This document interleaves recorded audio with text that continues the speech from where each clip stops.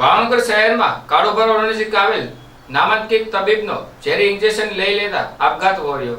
ભાવનગર શહેરના નામાંકિત કાનના ગળાના સ્પેશિયાલિસ્ટ તબીબનો પોતાની જ હોસ્પિટલમાં આપઘાત કરી લેતા તબીબી આલમમાં ચકચાર મચી જવા પામી છે। બનાવ અંગેની મળતી વિગતો અનુસાર ભાવનગર શહેરના સૂર્યદીપ કોમ્પ્લેક્સમાં હોસ્પિટલ ધરાવતા ડૉક્ટર રાજેશભાઈ રંગલાણીએ જેઓ કાનના સ્પેશિયાલિસ્ટ ડૉક્ટર હોય અને ખૂબ જ નામાંકિત તબીબ હોય, જેમણે પોતાની જ હોસ્પિટલમાં જાતે કોઈ ઝેરી ઇન્જેક્શન લઈ આપઘાત કરી લીધો હતો। બનાવના પગલે પોલીસ કાફલો ઘટનાસ્થળે પહોંચી મૃતદેહનો કબજો મેળવી પીએમ મોકલી વધુ કાર્યવાહી હાથ ધરવામાં આવી હતી।